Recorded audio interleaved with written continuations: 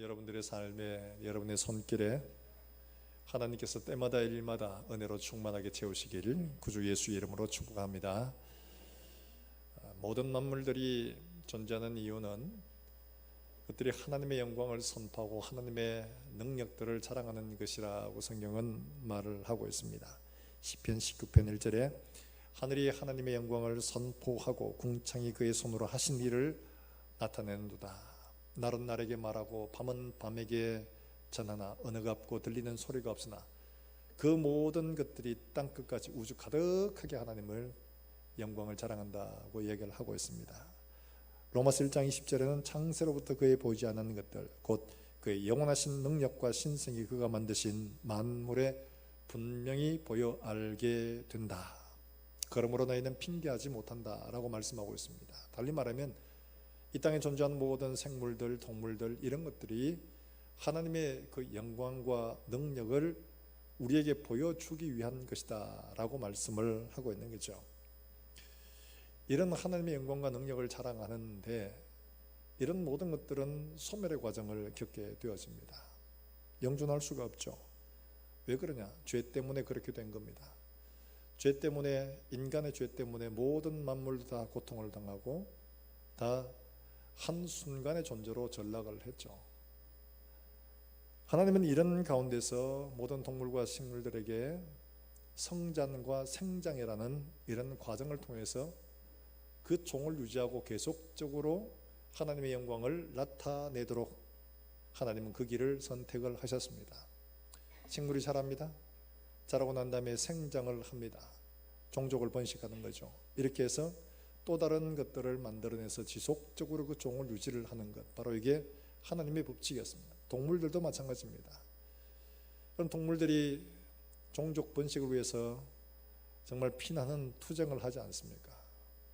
회기동물들 같은 경우에는 먼 바다를 돌고 돌다가 자기가 태어난 곳으로 마지막 번식을 하기, 알을 낳기 위해서 정말 사투를 벌이고 올라와서 연어 같은 동물이 그렇죠.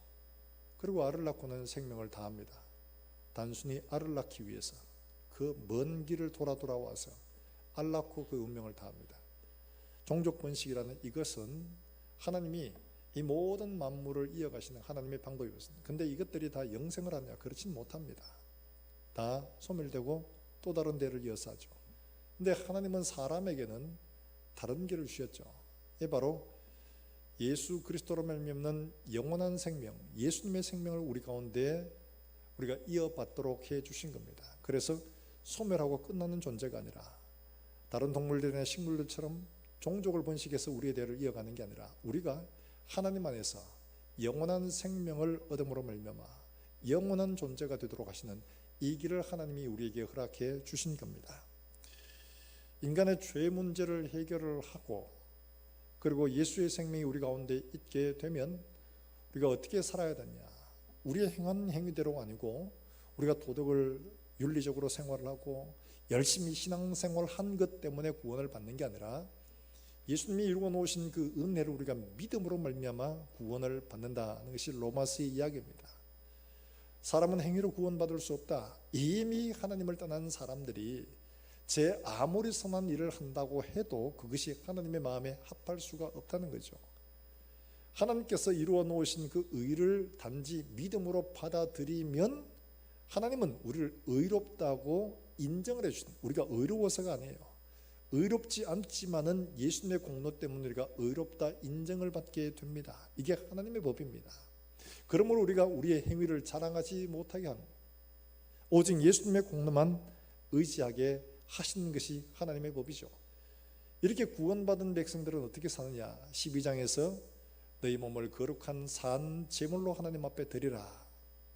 우리가 하나님 앞에 우리 몸을 거룩한 산 제물로 드려서 정말 감사와 기쁨으로 그 은혜를 누리며 살게 되어지는데, 이렇게 은혜를 누리며 사는 이곳에 교회가 형성이 되고 사람들이 들어오고 사람들이 모여지다 보니까 각기 다른 문화와 또 여러 가지 생활의 배경들 가운데 있는 사람들이 모여보다 보니까 여러 가지 갈등들이 많이 생깁니다.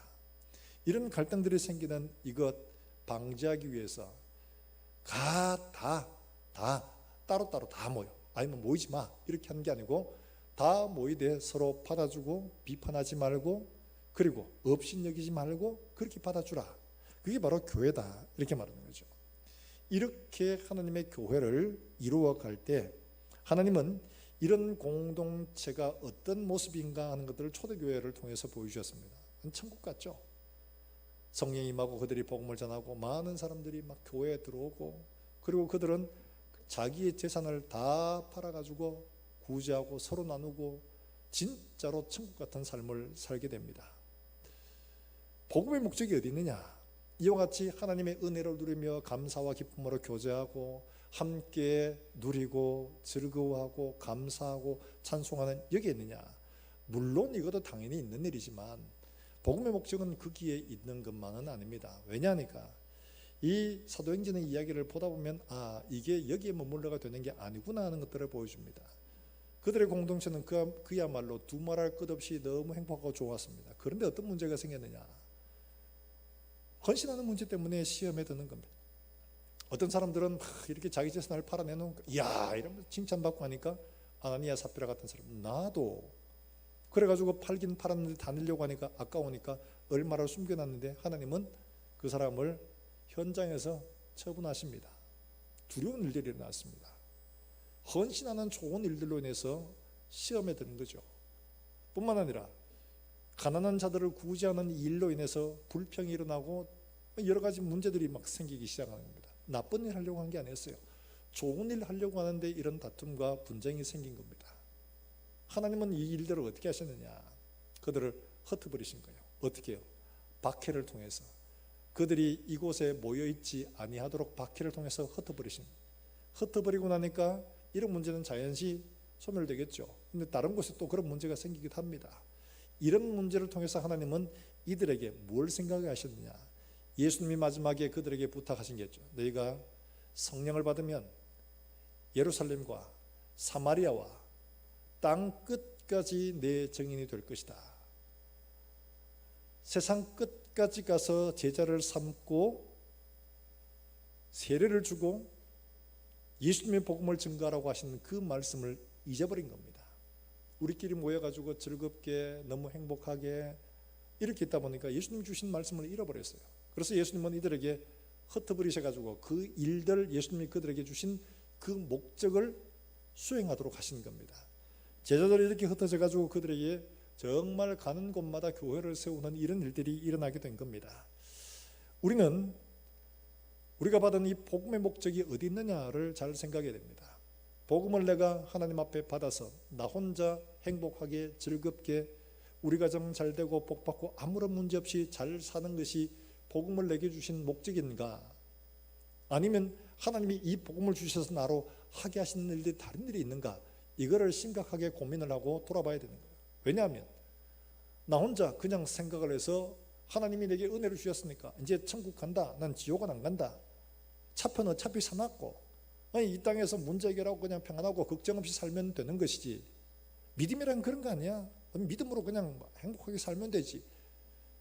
잘못 알고 있는 겁니다. 주님이 오늘 로마서 전체 결론과도 같은 이야기를 하시면서 무슨 말씀을 하느냐? 복음으로 시작해서 복음의 마지막에 어떤 모습이 되어야 하는가를 우리에게 보여주고 있는 거예요. 복음은 우리에게 무엇을 해야 되는가? 바로 복음을 전해야 되는 일들, 이걸 해야 된다는 것을 말씀하고 있고요. 또 하나는 이 복음을 전하는 일들에 모두가 다 협력하는 일을 해야 된다. 여기에 다 함께 참여해야 된다는 것을 말하고 있거든요. 그런데 이거는 초신자에게 들어야 되는 건가? 아니에요. 오늘 여기 나오는 말씀 14절에 보면 로마 교회의 상태가 어떠한가를 보여주는데, 여러분 14절 말씀을 한번 볼까요? 14절 말씀입니다. 14절에 이렇게 말씀하고 있죠. 같이 한번 읽습니다. 시작. 내 형제들아, 너희가 스스로 선함이 가득하고 모든 지식이 차서 능히 서로 권하는 자임을 나도 확신하노라.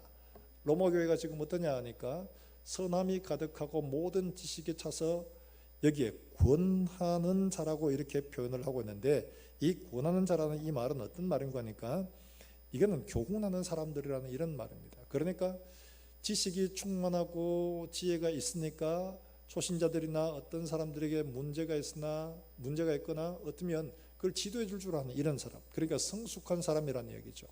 바울은 들을 필요가 없는 것 같은 이 교회 성도들에게 내가 너희에게 이것을 전한다고 이야기를 하는데, 그게 15절 말씀에 이렇게 얘기를 하죠. 그러나 내가 너희로 다시 생각나게 하려고 하나님께서 내게 주신 은혜로 말미암아 더욱 담대히 대략 너희에게 썼다, 이렇게 말합니다. 달리 말하면 이들에게 지금 하는 것들이 초신자가 아니고 지혜롭고 성숙한 사람임에도 불구하고 내가 하나님의 강권하심을 따라서 내가 너희에게 이것을 담대하게 쓴다. 너희가 받은 복음의 목적을 다시 한번 생각하고 이 복음의 목적을 너희가 따라가고 있는지를 생각하라는 거예요. 바로 그것을 이야기를 하고 있는 거죠. 이것을 이야기를 하면서 우리에게도 동일하게 우리가 하나님의 복음을 받아서 그 복음의 목적에 우리가 살고 있는가, 하나님이 우리에게 주신 은혜의 목적에 합당하게 살고 있는가를 점검하라는 겁니다. 난 예수 오래 믿었어, 다 알고 있어. 아니에요. 로마 교회 성도들 성숙하고 남을 가르칠 만한 그런 지혜와 지식이 있는 사람임에도 그들에게 너희의 삶의 목적을 다시 한번 점검해라 라고 말하고 있는 것처럼, 우리가 하나님 앞에 설 때까지 우리의 삶을 날마다 하나님의 말씀으로 점검하지 아니하면 우리는 어느새 저만큼 가 있을 수밖에 없는 그런 존재들입니다.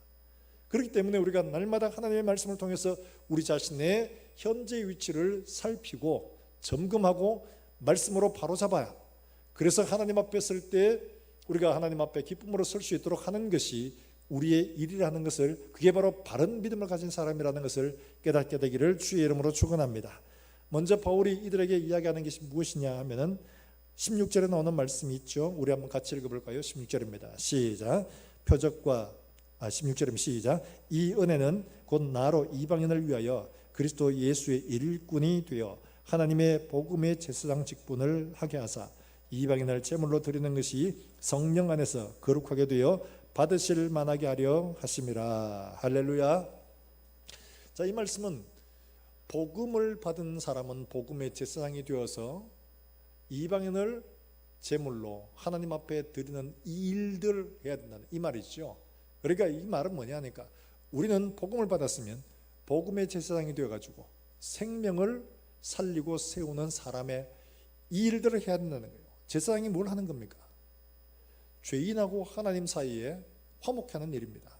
죄인의 죄를 대신 지고 제사를 하나님 앞에 드리고 그에게 용서와 사유의 은혜를 베푸는 거죠. 또 뿐만 아니라 이 사람을 하나님 앞에 드려서 산 제물로 드리는 거예요. 제물로 드리는 게 뭡니까? 로마서 12장에 말하는 것처럼 우리의 삶을 거룩한 산 제물로 드리라는 것처럼 회심한 그들의 삶이 옛날 그대로 돌아가는 게 아니라 이제는 거룩한 산 제물의 삶으로 그들을 드리는 것이 바로 복음의 제사장의 일들이라는 거죠. 바로 이걸 하라는 거죠. 이게 하나님 앞에 받으심직하게 하는 거예요. 이게 바른 거라는 거죠. 바로 그 일들을 이야기를 하고 있는 겁니다. 우리가 기억해야 할 것은 바로 이겁니다. 우리가 복음을 받았으면 우리는 복음의 제사장으로 생명에서 생명을 낳는 사람이 되어야 되는데, 내가 과연 복음을 받고 생명에서 생명을 낳는 사람이 되고 있는가? 그렇지 않으면 초대교회 처음 모습처럼 내가 받은 은혜 그거 하나 지키려고 그냥 몸부림치고 그거 하나 즐기려고 그것만 붙들고 나 혼자만 잘 믿고 나 혼자만 복받고 나 혼자만 은혜 누리고 나 혼자만 이렇게 살아가고 있지 않는 거 아니에요. 사랑하는 여러분들, 복음을 받은 사람들은 복음의 제사장이 되어서 생명을 생명으로, 사망에서 생명으로 옮기는 이런 일들을 해야 됨을 여러분 기억하시기를 주의 이름으로 축원합니다. 바로 그것을 말하는데, 그래서 이 사람이 어디에서 어디까지 했느냐 하니까 그 일들을 19절에 보면 이렇게 말하지요. 이렇게 말합니다. 거기에 보면 내가 예루살렘으로부터 두루 행하여 일루리곤까지 그리스도의 복음을 편만하게 전하였다, 이렇게 말합니다. 이 일들을 내가 복음의 제사장의 일들을 받아가지고 나 혼자 그냥 막 내 주변에만 하는 게 아니고 지금 예루살렘에서부터 일루리곤까지라고 이야기합니다. 이 일루리곤은 어디냐 하니까 이탈리아가 여러분 지중해를 이렇게 그려보시면 우리가 흔히 많이 들었던 지중해는 이쪽 편에 소위 이스라엘을 중심으로 했습니다. 이제 이쪽 반대편으로 보면 여기 이탈리아가 있습니다. 이탈리아 반도가 있는데 이탈리아 반도의 양쪽에 바다가 다 있습니다. 있는데 오른쪽으로 내륙이죠. 아시아 쪽이죠. 이쪽에 있는 게 일루리곤입니다. 달리 말하면 여기에 뭐 크로아티아도 있고 동유럽입니다. 동유럽이 있는 바로 그런 지역. 그러니까 이곳 예루살렘에서부터 일루리곤까지라고 말하면 이렇게 둘러서 시중에 있는 이 주변의 모든 것들을 말하는 거예요. 그러니까 지금 바울은 예루살렘부터 시작해서 소아시아를 지나서 일루리곤까지 굉장히 중요한 지역들을 다 전도했는 거예요. 남들이 있는 곳에는 안 가고 남들이 없는 곳에 가서 복음을 전하면서 일들을 했다는 거죠.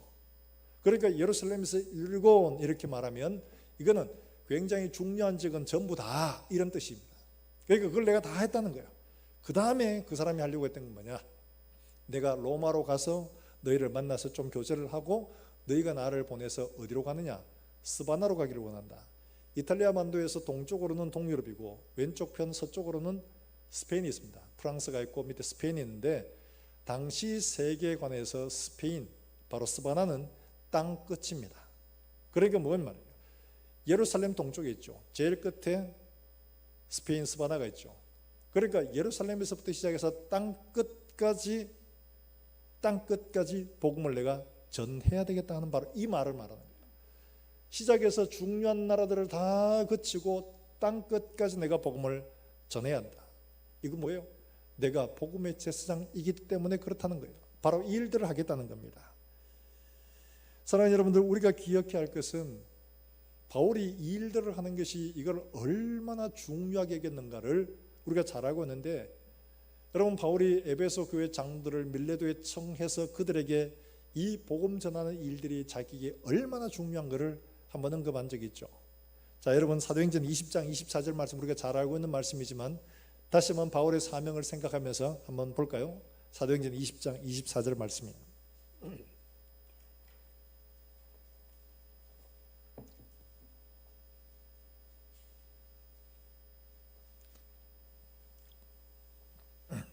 사도행전 20장 24절 말씀인데 우리 같이 한번 읽어봅니다. 찾으신 줄 알고 같이 읽겠습니다. 시작.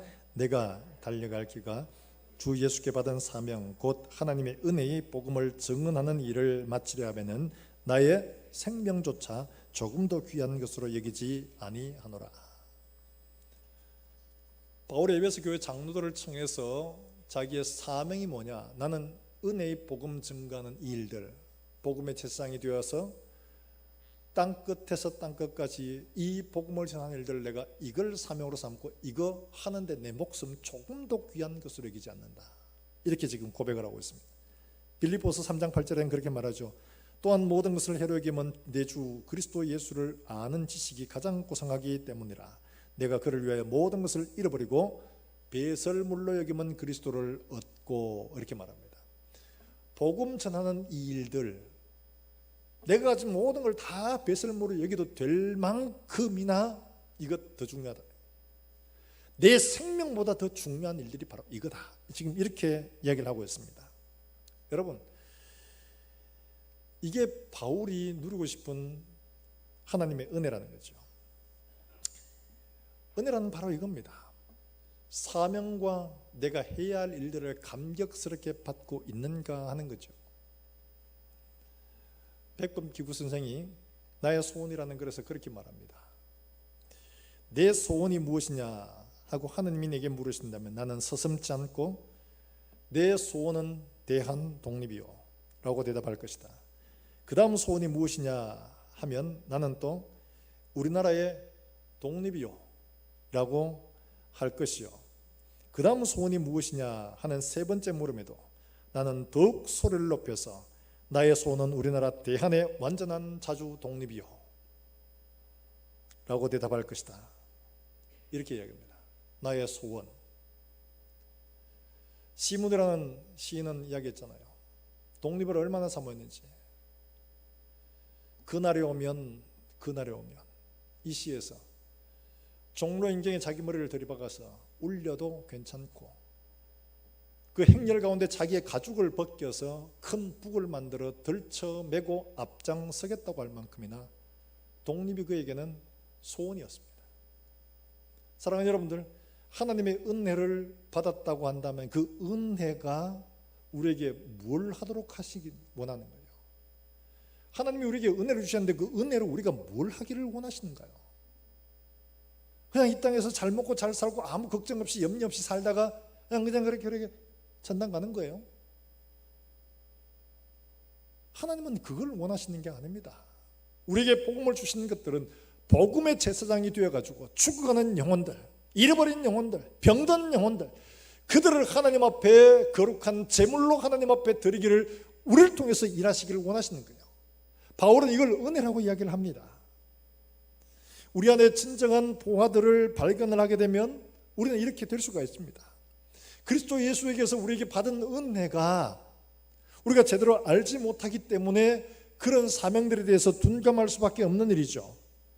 진짜 우리에게 필요한 것들이라는 게 무엇이냐 하니까 바로 이 은혜를 바로 깨닫는 게 필요합니다. 그래서 바울은 에베소 교회를 향해서 간절하게 기도하는 것들이 있잖아요. 우리가 잘 알고 있는 말씀입니다만 에베소서 1장 17절부터 19절의 말씀인데 우리가 몇 번 봤습니다만 이거 찾아서 읽으면서 이것이 우리의 기도가 되기를 바랍니다. 에베소서 1장 17절부터 19절의 말씀이에요.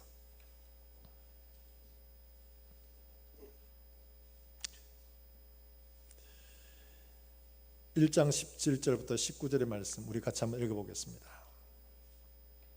에베소서 1장 17절입니다. 같이 읽습니다. 시작. 우리 주 예수 그리스도의 하나님 영광의 아버지께서 지혜와 계시의 영을 너희에게 주사 하나님을 알게 하시고 너희 마음의 눈을 밝히사 그의 부르심의 소망이 무엇이며 성도 안에서 그 기업의 영광이 풍성함이 무엇이며 그의 힘의 위력으로 역사하심을 따라 믿는 우리에게 베푸신 능력의 지극히 크심이 어떠한 것을 너희로 알게 하시기를 구하노라. 할렐루야. 에베소 교회입니다. 지금 이게 불신교회가 아니고 에베소 교회는 바울이 3년 동안이나 정말 정성 들여서 기도하고 양육했던 정말 잘 키운 교회입니다. 그런데 이 교회를 향해서 뭐라고 말하느냐? 우리 주 예수 그리스도의 하나님 영광의 아버지께서 지혜와 계시의 영을 너희에게 주사 하나님을 알게 하시고, 하나님을 몰라요? 하나님 알죠. 이게 뭐 어떤 의미냐 하는 것들을 말하죠. 너희의 마음의 눈을 밝히사 그의 부르심의 소망이 무엇이며 성도 안에서 그 기업의 영광이 풍성함이 무엇이며 그의 힘의 위력으로 역사하심을 따라 믿는 우리에게 베푸신 능력의 지극히 크심이 어떠한 것인지 알다. 이게 바로 가려져서 보지 못하는데 이걸 보게 되면 우리의 일들이 전혀 새롭다는 거예요. 이걸 말하고 있는 겁니다.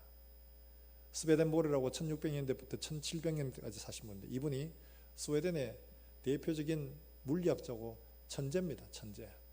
근데 이 사람이 어느 날 진짜로 우연히 소위 말해서 우리가 말하는 입신이라는 걸 했어요. 하나님 나라를 한번 보고 온 겁니다. 그러니까 이 사람이 자기의 삶에서 가장 중요한 게 뭐냐, 세계적으로 인정받는 물리학자임에도 불구하고 이거 아무 쓸모없다 이거. 그 나라 보고 오니까 우와, 이 땅에 있는 것들이 정말 배설물처럼 보입니다. 완전히 신학으로 이 사람이 바꿔버렸어요. 물론 우리 교단에서 이분이 뭐 천국 왔다 갔다 오고 뭐 이래가 그걸 적는 바람에 이 사람을 공식적으로 이단이라고 규정했습니다만 그 이전에 처음에 그 갈 때는 순수하게 그냥 내가 본 천국이라는 책을 지었는데 저도 그 책을 보면서 좀 우리하고는 좀 결이 다릅니다만은 이 사람의 감격이라는 걸 느낄 수 있었습니다. 야, 진짜 이 사람이 얼마나 놀랐을까 이걸 보면서. 여러분 바울이 삼청천을 봤잖아요. 그걸 보면서 이루 말로 할 수 없는 것들을 내가 보았다고 이야기를 합니다. 사람의 말로 표현할 수 없는 것들이에요. 바울은 지금 이야기합니다. 하나님이 우리에게 지혜와 계시의 영을 주셔서 하나님이 우리에게 주신 것들이 얼마나 대단하다는 것을 깨닫게 되기만 하면 내 생명을 조금도 귀한 것으로 여기지 않게 되고 내가 가진 모든 것들을 배설물처럼 여길 수 있는 것, 바로 그게 복음의 제사장의 사명이라는 거예요. 할 수 있다는 거죠. 그렇게 된다는 거예요. 사랑하는 여러분들, 하나님은 우리를 위해서 자신의 생명도 아끼지 않고 주셨음을 믿으십니까? 믿으십니까? 그의 영원하신 완전한 나라와 그 영광들을 우리에게 주시기를 기뻐하신다고 말씀하고 있습니다. 그 나라를 상속하도록 우리를 부르셨다고 말씀하고 있습니다. 우리에게 이와 같은 일들을 주신 거예요. 이걸 깨닫지 못하니까 이걸 전하는 게 부담스럽고 어렵고 힘들지만 이걸 알게 되면 여기에 모든 걸 다 걸 수밖에 없다는 거예요. 그래서 바울도 그렇게 된 거예요. 모든 것을 다 걸고 하나님 앞에 일들 내가 했다. 예루살렘부터 일루리곤까지, 그리고 스페인까지, 내가 마지막 스바나까지, 땅 끝까지 내가 가서 예수의 복음을 전해야 되겠다. 이런 마음이 드는 겁니다.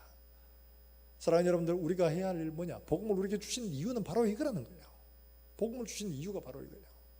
우리로 말미암아서 복음의 책상이 되어서 죽어가는 영혼들, 하나님을 알지 못하는 그 영혼들에게 땅 끝까지 가서 그들에게 예수 그리스도의 이 생명의 복음을 전하는 것이 우리가 마땅히 해야 할 하나님의 은혜라는 사실을 여러분 기억하시길 주의 이름으로 축원합니다.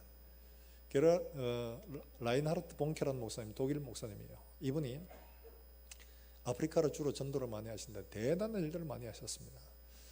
저도 그분의 일들을 읽으면서 이게 진짠가? 진짜 이럴 수가 있는가? 이런 생각들을 많이 했었습니다. 이분이 이제 처음 복음을 전하게 된 것도 어느 날 꿈에 하나님이 그러시는 거예요. 어떤 한 사람이 계곡 깊은 데를 통나무 하나만 딱 되는데 그를 이제 건너가는 거예요. 옆에 잡는 것도 없어요. 굉장히 위험하잖아요. 그래가 한 사람이 가는데 위험하다고 이칸데 돌이켜서 돌아보니까 자기 형이 들어요. 근데 안개가 싹 올라오더니만은 전혀 보이질 않아요. 근데 그 사람이 떨어졌어요. 하나님 이게 뭡니까? 근데 하나님이 말씀하시는 것이 네가 만약에 이렇게 죽음으로 가는 이 위험한 길을 가는 사람들에게 생명의 길을, 그들이 가는 길이 죽음이라는 사실을 알려주지 않으면 그 핏값을 내가 네게 찾겠다. 그래서 이 사람이 아프리카로 전도하러 온 거예요. 근데 전도하면서 대단한 일을 했습니다. 100명, 200명이 오는 게 아니에요. 사진 찍어놨는데 보니까 수십만. 어마어마합니다. 어마어마해요. 복음을 전하는데요, 초대교회 이 사도행전에 나오는 이야기 같아요. 복음을 전하는데 한 번은 이런 일이 있었다는 거야. 누가 아프리카 그 아주머니가 아이를 안고 와서 애한테 좀 기도해 달라고. 그래서 이제 기도를 해줬어요. 기도를 하고 이제 애를 보니까 애가 눈망울이 똘망똘망 해가지고 목사님을 보고 있는 거야. 아이고 이뻐라 이러면서 부모님에게 줬어요. 엄마가 보고는 기절한 줄 알았어요. 왜 그러냐니까 얘는 남에서부터 눈이 없었어요. 눈이 없었는데 목사님 기도하고 나니까 눈이 생긴 거예요. 눈이 생긴 거. 이런 것만 아니에요. 다리를 쓰지 못해가 들고 사람들한테 들려왔던 사람인데 집회하는 가운데 이 사람이 벌떡 일어나가지고 앞으로 걸어 나오고, 이런 일들이 다반사. 어떤 때는 그냥 막 부족의 주장들 있잖아요. 주술사들 막 그들이 연합해가지고 막 다 모여가지고 집회 못하게 해야 된다고 이러면서 막 들고 일어났는데 다 모여서 함께 이 집행하는 사람들이 기도 막 하고 이러니까 그 사람들 다 자빠져요. 한 사람도 그냥. 이런 놀라운 일들이 일어나는 거예요. 많은 사람들이 회심하고 돌아오고 하는 이런 일들이 일어나요. 여러분, 이런 거를 보면 어떤 마음이 듭니까? 이야, 진짜 하나님 살아계시는구나. 진짜 하나님의 능력이라는 게 정말 대단하구나. 우리가 경험할 수 있잖아요. 복음 전하는 제사장만 누리는 은혜예요. 바울은 이런 일들을 많이 경험을 했습니다. 달리 말하면 우리에게 하나님의 은혜와 능력과 그 영광을 볼 수 있는 현장이 어디냐? 바로 그런 자리, 복음을 전하는 자리. 때로는 공격을 당하고 어려움을 만나기도 하고 비난을 받고 하지만은 그런 가운데서 하나님의 살아계심과 은혜의 역사들이 나타나는 거죠. 바로 그런 일이에요. 그래서 바울도 지금 이야기하는 것은 일들을 위해서 내가 내 모든 것들을 다 드리고 일들을 한다라고 말을 하고 있는 겁니다. 사랑하는 여러분들, 바울이 받은 하나님의 은혜나 우리가 받은 예수 그리스도나 동일하신 주 예수인 줄로 믿습니다. 그분이 바울에게 역사하신 것처럼 우리에게도 그렇게 일하시기를 기다리고 계심을 여러분 믿으시기를 주의 이름으로 축원합니다. 나만 혼자 예수 잘 믿고 내 가족만 예수 잘 믿고 복을 받는 게 아니라 나를 통해서 아직도 예수를 모르는 그들에게 생명과 은혜가 전해져서 그들도 영원한 나라의 기업을 상속받도록 하는 것이 바로 우리를 향한 하나님의 기대와 소원이라는 사실을 깨닫고 복음을 전하는 그런 저와 여러분 될 수 있기를 주의 이름으로 축원합니다. 바로 일들을 하는 거야. 그런데 일을 하다 보면 조금 잘하면 많은 사람들이 실수합니다. 내가 한 것처럼 내가 했는데 나만한 능력이 있는데 내가 이만큼 했는데 이런 일을 하기 쉽습니다. 그런데 바울은 어떻게 하느냐? 여러분 18절의 말씀에 이렇게 말씀을 하고 있습니다. 18절 말씀 우리 같이 한번 읽어볼까요? 같이 읽습니다. 시작. 그리스도께서 이방인들을 순종하게 하기 위하여 나를 통하여 역사하신 것 외에는 내가 감히 말하지 아니하노라. 아멘. 여기까지입니다. 바울은 지금 뭘 얘기하느냐니까 하나님이 나를 통해서 일하신 것. 여러분 지금 바울을 통해서 놀라운 기적을 행하신 게 바울입니까? 하나님이십니까? 하나님이십니다. 내가 수고하고 내가 노력하고 내가 뭐 헌금하고 내가 한 게 아니고 누가 하신 거예요? 하나님이 하신 거예요. 근데 마침 내가 하는 것처럼 막 이러면은 이건 하나님의 복음을 알지 못한 사람이에요. 사랑하는 여러분들, 우리에게 하나님께서 은혜와 긍휼을 허락하시고 은사와 다양한 재능들을 주셔서 하나님의 일들을 할 때 복음을 전하는 일들을 하도록, 교회를 섬기는 일들을 하도록 하나님이 나를 통해서 일하시는 줄로 믿으시길 주의 이름으로 축원합니다. 많은 사람들이 그렇게 생각합니다. 비전 이렇게 하는데 바울의 비전은 한 가지였습니다. 자기가 비전하고 자기가 꿈꾸고 자기가 계획한 거 아닙니다. 하나님이 했습니다. 그래서 로마서 12장에 뭐라고 말합니까? 하나님의 모든 자비하심으로 원하노니 이 세대를 본받지 말고 하나님의 선하시고 기뻐하시고 온전하신 뜻을 분별하는 게 비전입니다. 이게 내가 계획하고 내가 준비하는 게 아니라 하나님의 말씀이 어디 있는지, 하나님이 지금 무엇을 원하시는지 이 뜻을 찾고 얻고 그것을 순종해가는, 이게 우리의 비전이 되어져서 하나님이 기쁘시게 사용할 수 있는 이런 모든 우리 대림의 권속들 되기를 주의 이름으로 축원합니다. 이게 바로 하나님이 원하시는 거죠. 뿐만 아니라 이 선교 일들, 복음을 전하는 일들, 바울의 복음의 마지막이에요.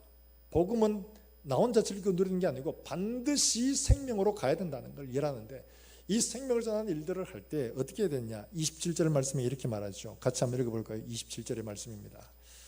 같이 읽습니다. 시작. 저희가 기뻐서 하였거니와 또한 저희는 그들에게 빚진 자니 만일 이방인들이 그들의 영적인 것을 나누어 가졌으면 육적인 것으로 그들을 섬기는 것이 마땅하니라.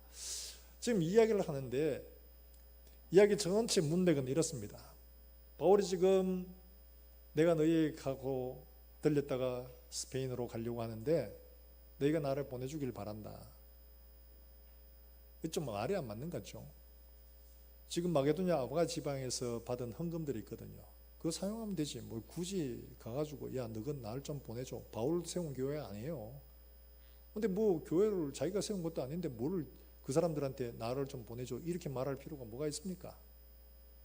근데 그렇게 하기를 바라요. 달리 말하면 지금 여기에 일하고 있는 이것들은, 복음을 전하는 일들은 나 혼자 내 힘으로가 아니고 함께 협력해야 된다는 것을 우리에게 가르쳐주고 있습니다. 생명은 반드시 나눔으로 되는 것이다. 생명은 반드시 나눔으로 되어져야 한다는 것을 우리에게 가르쳐주고 있는 거예요. 자, 그런데 이렇게 가는 일들에 지금 바울이 뭐라고 말하느냐, 그게 보면 25절에 그러나 이제 내가 성도를 섬기는 일로 예루살렘에 가노니 이렇게 말하죠.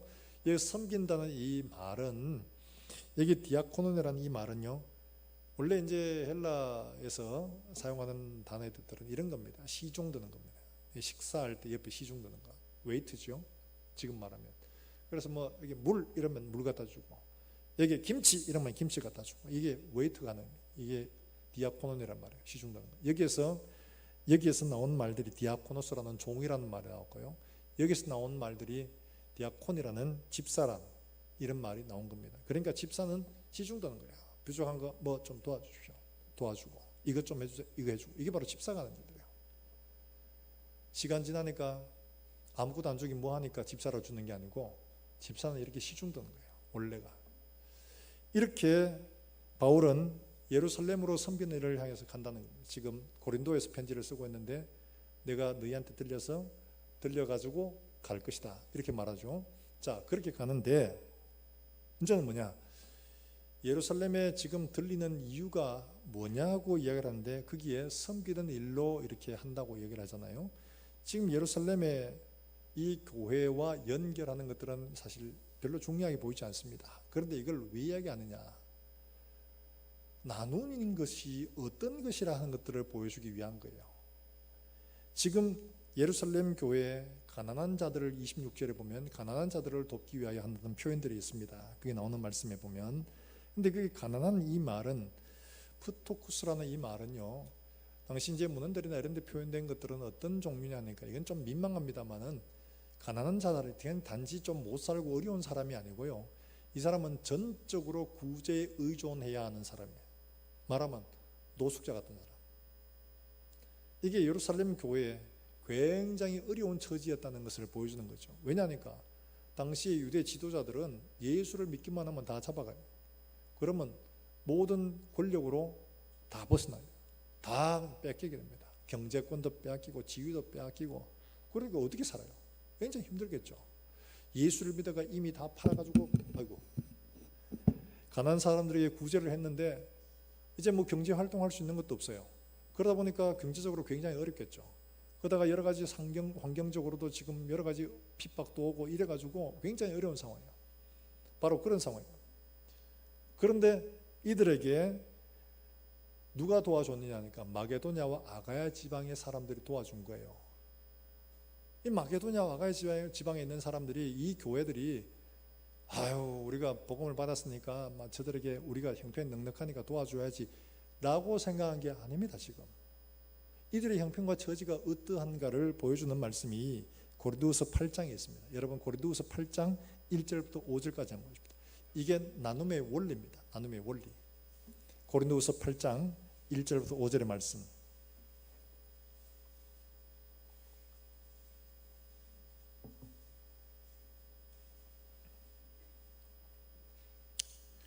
고린도후서 8장 1절에서 5절의 말씀 우리 같이 한번 읽어봅니다. 1절 말씀부터 읽겠습니다.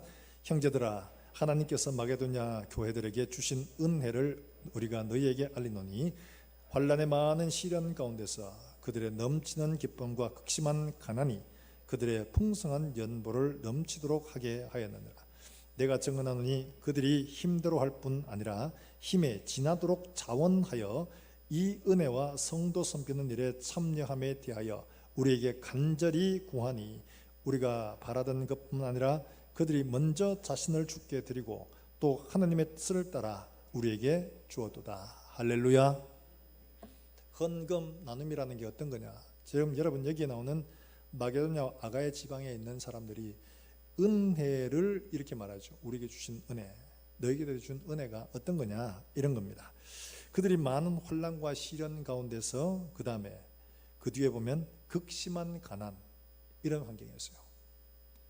환난과 시험을 당하고 그게 극심한 가난이 찾아왔는데 그들이 기뻐할 수 있었던 것은 복음 때문에 넘치는 기쁨, 그리고 그것 때문에 풍성한 연보를 드렸다, 이렇게 말합니다. 그리고 이걸 어떻게 하느냐? 예루살렘 교회를 돕도록 간절히 바울에게 청하였습니다. 이야기를 듣고 예루살렘 교회가 어렵다는 이야기를 듣고 이들도 지금 찢어지게 가난한데 우리가 그들에게 좀 도와줄 수 있도록 좀 은혜를 베풀어 주십시오. 우리도 그들을 좀 도와야 돼. 너희도 힘들잖아. 아니에요. 그들을 좀 돕고 싶어요. 뭐 이런 거예요. 그래서 이들을 간절히 청하여서 그들에게 헌금했는데 어떻게 해요? 힘에 지나도록 했다는 거예요. 어떻게 이렇게 드릴 수 있는가? 그 비밀이 그게 나오는 25절에 있는 겁니다. 그들이 먼저 자신을 주께 드리고 하나님의 뜻을 따라 우리에게 주었다, 이렇게 말합니다. 달리 말하면 하나님께 드리는 것이라는 거예요. 이거는 사람에게 주는 게 아니고 하나님께 드리지 않으면 그거는 드리는 것이 아니고. 여러분 우리가 종종 이렇게 하잖아요. 우리가 하나님 앞에 예배하러 오면서 미리 헌금을 준비하는 분들도 있고 그렇지 않은 분들도 있죠. 그래서 주머니에 넣어놨습니다.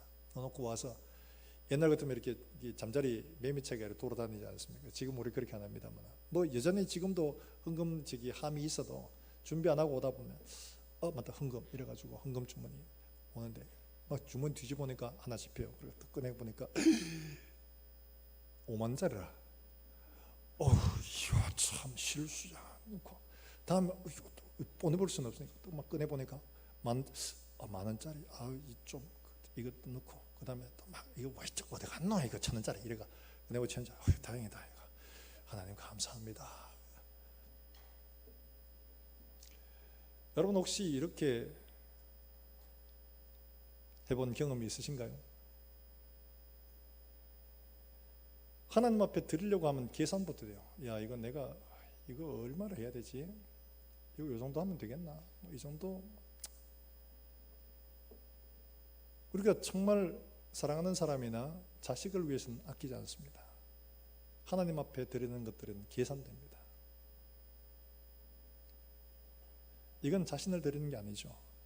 이건 하나님 앞에 자신을 드리는 게 아닙니다. 여러분, 구약 이스라엘 백성들이 하나님 앞에 제사하면서 저는 것, 병든 것, 상한 것 이런 거 드리지 말아야 했는데 그들을 드렸어요. 왜냐? 어차피 다 불태우고 잡을 건데 뭘 그 좀 째지고 뭐 이런 게 뭐가 중요해?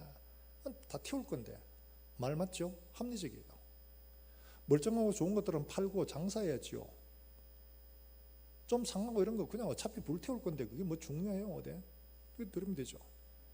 하나님이 시편에서 말씀하십니다. 야, 내가 너희에게 어디 배가 고파가 고기를 달라고 하는 줄 아냐?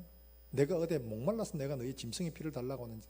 이 천지의 모든 것들이 다 내 것이다. 내 것. 착각하지 마라. 내가 너희에게 원하는 것들은 너희지 그게 있는 재물이 아니야. 너희를 드리지 않으면 이것들 필요 없어. 하나님이 우리의 돈을 필요로 하세요? 아니에요. 지금 이 순간에도 하나님이 우리를 잠깐 됐다 그만 가자라고 하시면 우리 모든 걸 다 놓고 가야 돼요. 우리가 가지고 있는 게 어디 있습니까? 내 것이라는 게 없는 거예요. 모든 게 다 하나님의 은혜로 그저 주시고 내가 그걸 지금 받아서 하나님 앞에 사용하고 있는 것 뿐이에요. 그런데 이건 마치 내 능력으로, 내 힘으로, 내 재능으로, 내 실력으로 이건 다 내 거야. 이거 하나님 앞에 드리는 게 아니라는 거죠. 지금 이 마게도냐와 아가야 집안 교회가 극심한 박해와 지극한 가난 가운데서 힘껏 하고 힘에 지나도록 하여 어려움과 가난 가운데 있는 교회를 돕고자 이 은혜에 참여하였다고 얘기합니다. 사랑하는 여러분들, 선교는 바로 이런 거죠. 복음을 전하는 일들은 바로 이런 것들입니다. 남으니까 요 정도는 드려도 되고 요 정도 내가 필요 없으니까 요거 드리고 그런 게 아니라는 거죠. 하나님이 받으심직한 것들은 뭐냐? 바로 이거라는 거예요. 하나님이 받으심직한 것들은 정말 중요한 게 바로 이거예요. 우리의 삶들 가운데 뭘 드리기를 원하십니까? 고기가 이렇게 있으면, 생선을 있으면 여러분 어떻게 하세요? 머리, 몸통, 꼬리. 남편은 어디 주죠? 꼬리 혹은 머리. 어두육미라 했지 않수. 그러니까 당신 머리 먹어. 맛있는 거예요. 아들은 어디 주죠? 아줌마들 솔직히 해보세요. 몸통 어디 누구한테 줍니까? 아들한테 주고 싶죠. 내 아들한테. 시어머니 아들은 머리 주고 내 아들은 몸통 주고. 우리 인생 가운데 여러분 우리 어디를 드리기를 원하십니까? 나중에 시간 남고 할 일 없고 그럴 때 합니까? 내게 가장 귀한 것들을 하나님 앞에 드릴 수 있기를 주의 이름으로 축원합니다. 그것이 물질을 드리는 것이고 하나님 앞에 헌신하는 것이고 우리가 하나님 앞에 우리 자신을 드리는 것입니다. 남는 게 아니고 쓸모없는 거 드리는 게 아니고 있으나 마나한 것 드리는 게 아니고 내게 가장 귀한 것들을 드리는 것이 하나님 앞에 우리 자신을 드리는 것이요 그것이 하나님이 받으심직한 일이라는 거예요. 바울은 지금 이 은혜를 하려고 하는 거예요. 내게 받은 이 은혜를 가지고 내가 너희에게 이렇게 권하는 것은 이렇게 지금 이야기하는데 바울이 지금 은혜를 전하는 것들은 다른 게 아닙니다. 자기가 했던 놀라운 능력과 대단한 일들을 하는 게 아니고 내가 하나님 앞에 이 제사장의 직분 받은 이 자체가 너무나 은혜라는 거예요. 이게 너무 큰 은혜라는 거예요. 이렇게 복음을 위해 수고하고 함께 나누고 하는 이것 얼마나 큰 은혜인지 모른다는 거죠. 바로 이겁니다. 사랑하는 여러분들, 우리에게 주실 하나님의 영원한 나라와 그 기업들을 우리의 믿음의 눈이 열려가지고 그걸 볼 수만 있다면 어떻겠습니까? 아마도 여기 멀쩡하게 있을 사람은 거의 없을 겁니다. 보지 못하기 때문에 마음으로 믿지 못하기 때문에 그런 것뿐이에요. 사랑하는 여러분들, 그래서 바울이 에베소 교회를 향해서 너희에게 지혜와 계시의 영을 주시고 너희 마음의 눈을 열어서 하나님이 그걸 좀 보여주셔서 정말 우리에게 주신 일이 얼마나 큰지를 깨달아 알기를 내가 간절히 구한다. 이렇게 말하고 있는 거죠. 사랑하는 여러분들, 우리에게 하나님께서 이와 같은 놀라운 은혜로 말미암아 우리로 하여금 이런 충만한 은혜 가운데 함께 참여할 수 있도록 해 주시기를 주의 이름으로 축원합니다. 이렇게 되면 결과가 어떻게 되느냐? 29절에 말하죠. 내가 너에게 나아갈 때 그리스도의 충만한 복을 가지고 갈 줄 아노라. 이렇게 선교함으로 말미암아 이들의 열매를 이들이 다시 얻게 되는 거죠. 정말 기뻐하고 감사하고 함께 누리고 하나님 앞에 영광을 돌리는 이런 일을 할 수가 있다는 것을 말합니다. 사랑하는 여러분들, 하나님이 우리에게 맡기신 일들은 보통 일이 아닙니다. 얼마나 중요한 일인지 몰라요. 여러분, 우리가 이 복음을 전하는 일들이 얼마나 중요한 일인지 한번 찾아볼까요? 베드로전서 1장 12절에 이렇게 표현합니다. 이게 얼마나 중요한 일인지. 베드로전서 1장 12절입니다.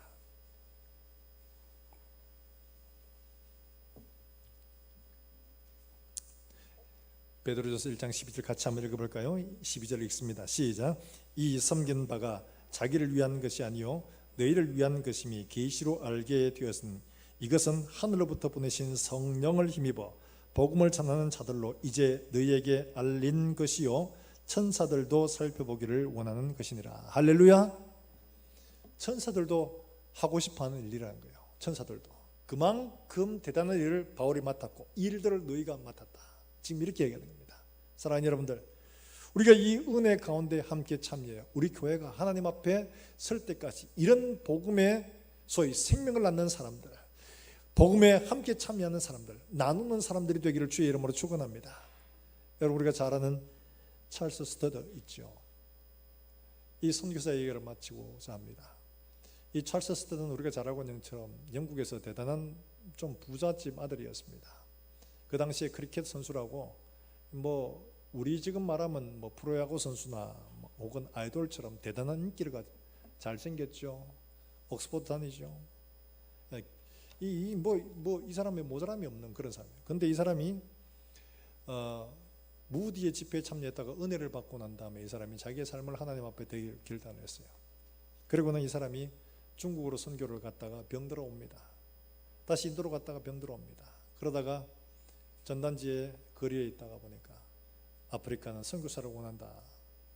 이 이야기를 보고 하나님, 왜 아프리카로 많은 사람들이 가지 않습니까? 그러니까 네가 가라. 하나님, 저는 의사가 가지 말래요. 병들었다고. 그러니까 그 의사가 내가 의사가. 그 깜짝 놀랐습니다. 그렇지, 하나님이 의사지. 그래서 이분이 하나님의 말씀을 듣고 아프리카 콩고로 갔습니다. 거기서 생애를 마쳤는데 복음을 전하면서 놀라운 일들이 많았습니다. 그런데 이분이 파송하는데 그렇게 이야기를 합니다. 누가 이런 말을 했습니다. 자네는 자네의 보장된 미래와 돈을 다 포기하고 떠나는 것이 희생이라고 생각하지 않는가? 젊을 때 희생이라고 생각하지 않는가? 이렇게 얘기했을 때 그가 한 유명한 대답이 있습니다. 뭐냐니까 그리스도 예수가 나의 하나님이시며 나를 위해 죽으셨다면 그분을 위한 나의 어떤 희생도 결단코 크다고 할 수가 없다. 그분이 치른 값에 비하면 나는 아무것도 안 되라는 거예요. 이걸 비교 자체가 안 된다는 거죠. 하나님이 나를 위해 치르신 것들을 생각하면 내가 하나님 앞에 드리는 것들은 희생이라고 말할 수가 없는 거예요. 바로 그걸 이야기합니다. 그가 남긴 시, 오직 한 번뿐인 인생, 이런 시가 있습니다. 그 시에 이렇게 되어 있습니다. 좀 깁니다만은 줄여서 보면 이렇습니다. 어느 날 2줄짜리 검은을 나 들었네. 종종 걸음으로 삶의 길을 가던 날 내 가슴에 확신을 심어준 그 말 영영 내 마음을 떠나지 않네. 후렴으로 계속 반복되는 것들이 뭐냐? 바로 이 말입니다. 오직 한 번뿐인 인생 속히 지나가리라. 오직 그리스도를 위한 일만이 영원하리라. 매 문단마다 이게 후렴처럼 계속 나옵니다. 오직 한 번뿐인 인생 속히 지나가리라. 오직 그리스도를 위한 일만이 영원하리라. 속히 지나가는 잠깐 있다가 사라질 것들, 그러나 영원한 것은 그리스도를 위해 드린 것 외에는 남는 게 없다는 것을 고백하고 있죠. 사랑하는 여러분, 우리 모든 성도들이 이와 같이 오직 딱 한 번밖에 없는 인생 속히 지나갈 겁니다. 그리스도를 위해 드린 것 외에는 남는 것이 없다. 이 말씀 가슴 속에 새기고, 로마서의 마지막 결론처럼 우리도 복음을 받은 사람이라면 복음의 제사장이 되어서 생명을 살리고 세우는 이 일들 우리가 믿음으로 잘 감당할 수 있기를 주의 이름으로 축원합니다. 뿐만 아니라 복음을 전하는 일들에 있어서 마게도냐 아가야 지방의 사람들처럼 나누는 일들이 있어서, 섬기는 일들이 있어서 힘을 다하여 힘에 지나도록 함께 동참하는 것은 영원한 나라가 우리에게 있기 때문에, 이것은 잠깐 있다 사라질 것이기 때문에, 순간의 것을 들여서 영원을 살 수 있기 때문에 그런 겁니다. 사랑하는 여러분들, 우리 모든 성도들은 이와 같이 한 번뿐인 인생, 오직 그리스도를 위한 것만 남기는 저와 여러분들 되시기를 주의 이름으로 축원합니다. 축원합니다. 우리가 이 시간 함께 찬송하고 기도하겠습니다. 주님 오실 때까지 나는 이 길을 가리라.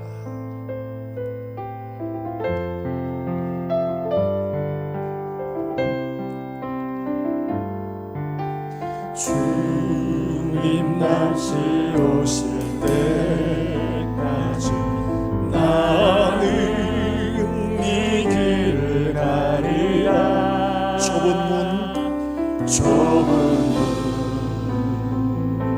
좁은 길 나의 십자가 지고 나의 가는 이 길 끝에서 나의 가는 이 길 끝에서 나는 주님을 보리라. 영광의 내 주님 나를 맞아주시리. 나를 맞아주시리. 주님 다시 오실 때까지, 주님 다시 오실 때까지 나는 일어나 달려가리라. 주의 영광 온 땅 덮을 때 나는 일어나 노래하리. 내 사모하는 주님, 내 사모하는 주님 온 세상 구주시라. 내 사모하는 주님, 내 사모하는 주님 영광의 왕이시라. 영광의 왕이시라. 주님 다시 오실 때까지, 주님 다시 오실 때까지 나는 일어나 달려가리라. 주의 영광 온 땅 덮을 때 나는 일어나 노래하리. 아멘. 내 사모하는 주님 온 세상 구주시라. 내 사모하는 주님, 사모하는 주님 영광의 왕이시라. 이 시간 우리 함께 기도하실 때 오늘 주신 말씀들을 기억하면서, 하나님 우리가 복음을 받았습니다. 이 복음을 받은 자로서 복음의 제사장이 되어 생명을 살리고 세우는, 죄인들을 하나님 앞에 제물로 드리는 삶을 살아낼 수 있도록 하나님 은혜를 베푸시고, 또한 이 일들에 동참하는 일들이 있어서 마게도냐와 아가야 지방의 사람들처럼 힘에 지나도록 함께 동참하여 영원한 그 나라, 잠시 있다 사실 것들이 아니라 영원한 나라를 소유하는 우리 모든 권속들이 되게 해주시기를 원합니다. 주님 다시 오실 그날 하나님 앞에 영광으로 설 수 있도록 주님 우리의 삶을 인도하여 주시옵소서. 우리의 눈을 열어주시고 영원한 나라를 바라볼 수 있는 눈이 열려지게 하여 주시옵소서. 우리 함께 통성으로 함께 기도하며 나아가겠습니다. 하나님 아버지 은혜를 감사합니다.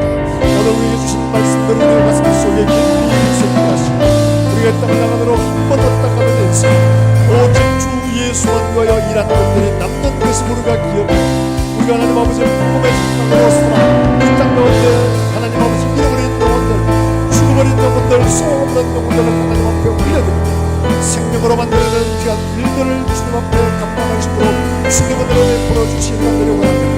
이들 감당하는 바울처럼 우리의 생명을 조금 더 귀한 것으로 빚어낼 뿐만 아니라 하나님 아버지 일들을 하는 일들에 우리의 것들을 예수님처럼 여길 수 있는 우리의 마음에 늘려 주시도록 하나님 우리의 눈을 열어주시고 우리의 눈에 하나님 아버지 영원한 영광의 나라를 바라볼 수 있도록 하나님 은혜를 베풀어 주시기 원합니다. 우리의 눈을 열어 주시옵소서. 우리의 마음에 하나님 아버지 영원한 나라를 바라볼 수 있는 심령의 눈을 열려 주하여 주시기를 간절히 원합니다. 우리가 하나님 아버지 복음을 사는 일들에 동참하는 일들에 있어서 하나님 아버지 적당히 남는 것으로 하는 것이 아니라 우리의 가장 귀한 것으로 하나님 앞에 드리고 하나님 아버지 힘에 다하여 지나도록 하나님 앞에 수고하며 함께하는 이 연애 가운데 동참하는 모든 권속들이 되게 하여 주시기 원합니다. 주님 다시 오시는 그날 우리가 하나님 앞에 설 때 영광스럽게 설 수 있는 우리 모든 권속들을 만들 수 있도록 성령 하나님 역사하여 주시옵소서. 성령 하나님 주장하여 주시옵소서. 성령 하나님 인도하여 주시옵소서. 하나님 아버지 은혜를 감사합니다.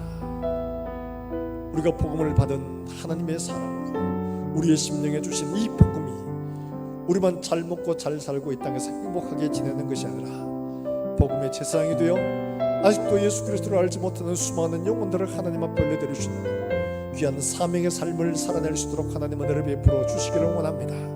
하나님 아버지 일들을 동참하는 일들에 하나님 아버지 남는 것, 쓰지 못할 것들, 여유 있는 것으로 드리는 것이 아니라 가장 귀한 것으로 힘껏 드리게 하시고 마게도냐와 가의 지방 사람들처럼 힘에 지나도록 함께 참여하여 영원한 기업, 영원한 나라 주님처럼 우리가 하나님 앞에 드릴 수 있도록 주여 복을 허락해 주시기를 원합니다. 마지막 그날에 하나님 앞에 설 때 정말 우리가 하나님 앞에 영광스럽게 사모하는 마음으로 하나님 앞에 설 수만 있도록 하나님 은혜를 베풀어 주시옵소서. 하나님 아버지 오늘도 하나님 앞에 예배하러 나온 살아가는 주의 권속들 하나님께서 귀한 은혜를 주심으로 하나님 앞에 기쁨으로 드립니다. 드리는 손길 주님 기억하시고 우리가 하나님 앞에 물질만 드리는 것이 아니라 우리 자신을 하나님 앞에 먼저 드리고 우리의 귀한 것들을 하나님 앞에 드릴 수 있는 종들이 되게 하시고 이 물질을 통하여 하나님 아버지들의 가정과 생업과 일터와 손길들마다 복이 되게 하여 주셔서 주 예수 그리스도의 복음을 위하여 기쁨으로 쓸 수 있도록 주님 축복해 주시기를 원합니다. 하나님 아버지 우리 가운데 질고와 고통으로 여러가지 삶의 문제로 하나님 앞에 길을 구하며 은혜를 구할 때 살아가는 종들을 주님 붙드시고 이들에게 은혜와 긍휼을 허락해 주시기를 원합니다. 능력의 하나님 우리에게 하나님의 말씀을 보내어 고치시고 새롭게 하십니다. 하나님 구름 기둥과 불 기둥으로 인도하셨던 것처럼 우리의 걸음들을 인도하여 주셔서 우리가 장성한 사람처럼 하나님 앞에 믿음으로 승리하는 믿음의 장부가 다 될 수 있도록 주님 축복해 주시옵소서. 또 한 주간을 살아가는 종들의 걸음들 가운데 하나님 함께 하시고 우리가 가는 길들마다 복음의 제사장의 사명을 감당케 하시고 하나님 아버지 또한 주의 일들에 헌신할 때 하나님 아버지 힘써 하나님 앞에 우리 자신을 드릴 수 있도록 주님 축복해 주시옵소서. 우리 주일학교 아이들 주님 기억하시며 하나님 아버지 이들을 기를 때도 이와 같이 하나님의 일꾼으로 잘 세워서 주님 오실 그날까지 우리 교회가 이 복음의 증인으로 삶을 잘 살아낼 수 있도록 주님 축복하시며 하나님 아버지 멀리 선교하고 있는 살아가는 종들의 삶을 주님께서 축복하시고 그들을 통해서 오늘도 생명의 역사가 일어날 수 있도록 주님 은혜를 베풀어 주시옵소서. 하나님 우리가 교육관을 준비합니다. 일들이 건물을 세우는 것이 아니라 사람을 세우는 것이며 하나님 교회를 세우는 것이며 마지막 그날까지 우리가 교회로서 사명을 감당할 수 있도록 우리 자신들이 먼저 우리 자신을 들여서 헌신하고 본을 보일 수 있는 귀한 일들 되게 해주셔서 아름다운 교회 정말 복음이 살아있는 교회 하나님의 능력이 나타나는 교회로서의 삶을 하나님 앞에 드릴 수 있도록 주님 축복해 주시옵소서. 한 주간 동안 우리의 삶들 가운데 하나님의 능력과 은혜로 말미암아 그리스도 예수로 옷 입는 삶을 살아낼 수 있도록 하나님께서 사랑하는 종들을 붙들어 주시옵소서. 살아계신 예수님의 이름으로 기도하옵나이다. 아멘. 하나님의 말씀을 함께 묵상합니다. 히브리서 4장 16절의 말씀. 그러므로 우리는 긍휼하심을 받고 때를 따라 돕는 은혜를 얻기 위하여 은혜의 보좌 앞에 담대히 나아갈 것이니라. 아멘. 교회 소식 여러분 주보를 참고하시되 출입자 체크 명단 참고하시길 바랍니다. 우리 이제 다 일어나셔서 함께 하나님 앞에 찬송과 예배를 마치겠습니다.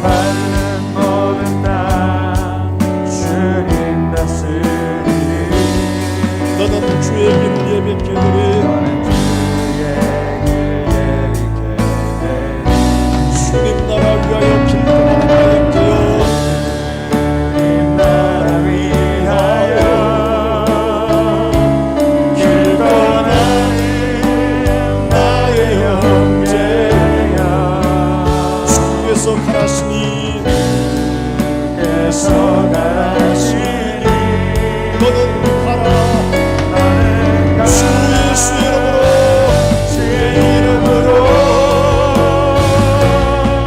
거칠은 광야 위에 꽃을 피어나고 세상은 내 안에서 주님의 영광 보리라. 강하고 담대하라 세상 이기신 주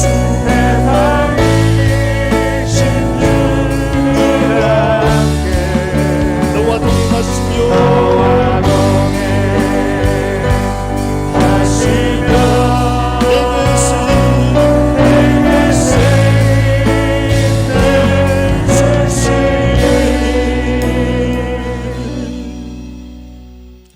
이제는 구주 예수 그리스도의 은혜와 하나님 우리 아버지의 무궁하신 사랑과 성령의 교통하심이 말씀을 받고 복음의 세상으로 일평생을 살기를 다짐하는 우리 모든 성도를 위해 이제와 영원까지 함께 있을지어다. 아멘.